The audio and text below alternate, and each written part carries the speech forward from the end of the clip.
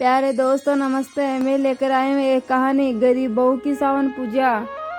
आनंदी की शादी हुए 5 साल हो गया था, लेकिन उसे माँ बनने का सुख अभी तक नहीं मिला।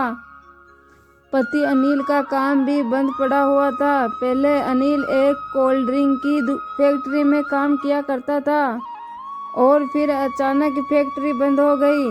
पिछली 6 महीनों से अनिल काम ढूंढ रहा है, लेकिन उसे कोई काम नहीं मिल पा रहा है। आनंदी भगवान शिव और माता पार्वती की खूब पूजा अर्चना करती हैं। वो कई सालों से सावन पूजा और सावन सोमवार व्रत करती आ रही हैं, लेकिन उसकी सास उससे बहुत चिढ़ती थी। अब यह कौन सी पूजा आ गई, रोज देखूं तभी ही पूजा पाठ में लगी रहती हैं, सारे दिन शिव शिव करती रहती हैं। आज तक तेरी इस पूजा का कोई फल तो मिला नहीं, ना तो काम आया, ना ही तू माँ बनी और ना ही घर के सारे दुख दूर हुए हैं।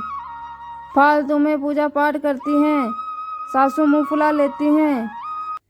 माँ जी, सावन का महीना शुरू हो गया है, इसलिए मैं सावन सोमवार का व्रत कर रही थी। आज पहला सोमवार है, इसलिए मैं मंदिर जा रही थी। बस पूजा पाठ के कारण मंदिर चली जाती हैं, जा, पर कोई पैसे वैसे नहीं मिलेंगे तेरे को। और हाँ, जल्दी वापस आना और फालतू में पैसे खर्च मत किया कर। पहले हमारे घर में पैसों की बहुत तंगी है और ऊपर से तेरे मायके वाले आज तक एक पैसों की चीज़ नहीं लाए। और तभी ही आनंदी के मम्मी पापा मिलने को आ जाते हैं। आनंदी बोली, माँ पापा आप? हाँ बेटा, सावन का सोमवार था, मंदिर गए थे, सोचा कि आनंदी से मिलते चलते हैं। नमस्ते संबंधन जी। बेटा अच्छा हुआ तुम घर पर ही मिल गई, तुम्हारी माँ तो कह रही थी कि कहीं तुम मंदिर ना चली गई हो। नमस्ते बहन जी। समधन जी को समझ में नहीं आया, फल मिठाई क्या खरीदे, और वहाँ गरम जलेबी बन रही थी तो हमने वही पैक करा कर ले आई। और बाकी दशहरी आम का सीजन आ गया है, सोचा यही ले लेते हैं। नंदिनी की सासू बोली, दशहरी आम तो हमारे यहाँ पे यूं ही पड़े रहते हैं, फ्रिज में रखे रहते हैं, सड़ जाते हैं, उनको फेंकना पड़ता है, कोई नहीं खाता है। पर ठीक है, अब ले आए हो तो क्या करूं। आनंदी की सास सरासर झूठ बोल रही थी। कितने महीने बीत गए थे, उसके घर में एक भी आम नहीं आया था। आनंदी के मम्मी पापा की जितनी ख्वाहिश थी वो अपनी बेटी के लिए उतना ही ले आते थे। आनंदी अपने माता पिता को चाय नाश्ता के लिए पूछती हैं, पर आनंदी के माता पिता आनंदी की सासू का स्वभाव को जानते हैं, इसलिए वो ज़्यादा देर नहीं रुके और अपनी बेटी से मिलकर ही वापस चले गए। यह सारे आम लेकर कहाँ जा रही हैं? तेरे माता पिता लाए हैं तो तू पूरे को हड़प रही है, इन्हें चुपचाप अंदर रख जा, रात में काट कर खा लेंगे।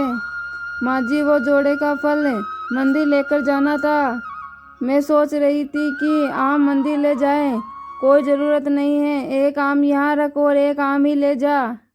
बड़ा भगवान को पता चल रहा है कि तू ये आम चढ़ा रही है। आनंदी अपनी सास को कुछ भी नहीं कहती, वह एक आम लेकर और पूजा की थाली लेकर चली जाती हैं। आनंदी मंदिर जाते समय बहुत रो रही थी, उसकी आंखों में आंसू थे। हे महादेव, हे माता पार्वती, आप मेरी प्रार्थना कब सुनोगे? ना तो मेरे घर में कोई सुख शांति है, ना तो मेरे पति का काम लग रहा है और ना ही मैं माँ बन रही हूँ। मुझे इन दुखों से छुटकारा कब मिलेगा प्रभु? मुझे अपनी पूजा का फल कब मिलेगा? मेरी प्रार्थना सुनो प्रभु, अब मेरी सहायता करो, मेरे से अब और दुख सहन नहीं होता। उतने में उनको एक बूढ़ी औरत मिल जाती है और बोलती है, बेटी मुझे भूख लगी है, तुम्हारे पास कुछ खाने का हो तो मुझे दे दो, भगवान तुम्हारा भला करेंगे। पर मेरे पास तो ये एक आम है, पर यह तो महादेव की पूजा के लिए है। पर आनंदी एक पल के लिए सोचती है और वो आम उस बूढ़ी औरत को दे देती हैं। माँ जी, मेरे पास सिर्फ एक ही आम है, मैं इसे मंदिर ले जा रही थी, पर अब आप इसे रख लो। बेटी, पर तू तो यह मंदिर में चढ़ाने के लिए ले जा रही थी, अब मंदिर में क्या चढ़ाओगी? माँ जी, मेरे पास मंदिर में चढ़ाने के लिए फूल हैं, मैं उनसे ही भगवान शंकर और माता पार्वती की पूजा कर लूँगी। पर आपको भूख लगी है ना, आप ये आम खा लो। जीती रहो बेटी। भगवान शंकर और माता पार्वती तेरी हर मनोकामनाएं पूरी करे बेटी।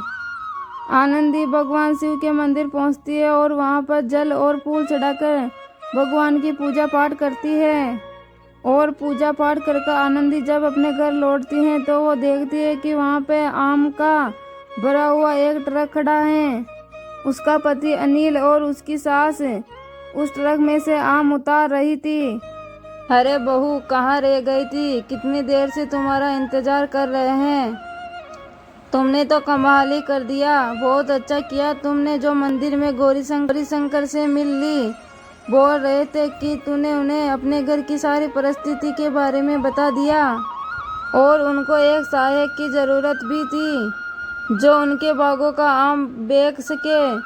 वो आमों का ट्रक भरकर लेकर आए हैं। अब हमारे अनिल के पास काम आ जाएगा। अब अनिल थोड़े पैसे कमा लेगा। सेठ गौरीशंकर, पर मुझे मंदिर में तो कोई नहीं मिला माँ जी। माँ, वो सेठ गौरीशंकर आए थे, वो कहाँ चले गए? हमने ट्रक में से तो सारे आम उतार लिए थे, पर अचानक से ना तो ट्रक है ना गौरीशंकर। कहाँ चले गए वो इतना जल्दी? साक्षात भगवान शंकर और माता पार्वती मेरी प्रार्थना सुनकर मेरी मदद करने आए। हे शिव शंकर, हे माता पार्वती, मैं आपको पहचान नहीं पाई। आनंदी अपनी आंखें बंद करती हैं तो उसे बूढ़ी औरत के रूप में माता पार्वती के दर्शन दिखाई देते हैं जिन्हें आनंदी ने आम दिया था। आनंदी की आंखों में खुशी के आंसू थे। सेठ गौरीशंकर कोई और नहीं थे, स्वयं भगवान शंकर थे। अचानक से आनंदी को चक्कर आ जाते हैं और वो जमीन पर गिर जाती हैं।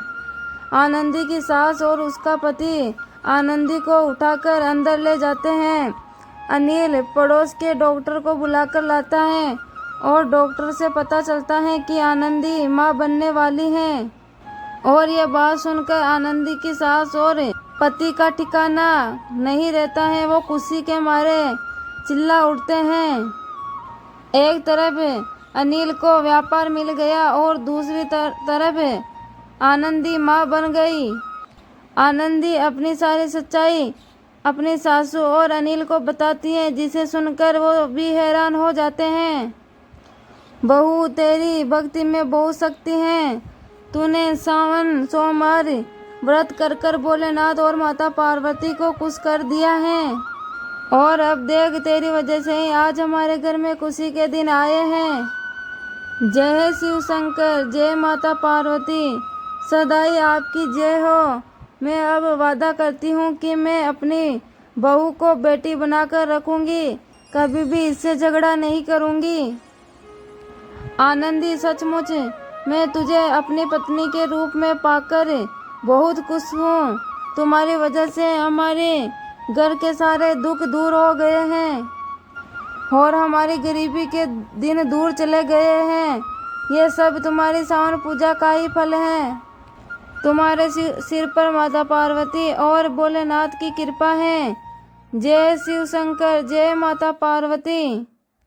आनंदी अपने परिवार को लेकर भोलेनाथ के मंदिर जाती हैं और अपने जीवन में आए सुखों के लिए माता पार्वती और भोलेनाथ का धन्यवाद करती हैं। प्यारे दोस्तों, आज के लिए बस इतना ही। आशा करती हूँ कि आपको यह वीडियो अच्छी लगेगी। वीडियो पूरा देखने के लिए धन्यवाद।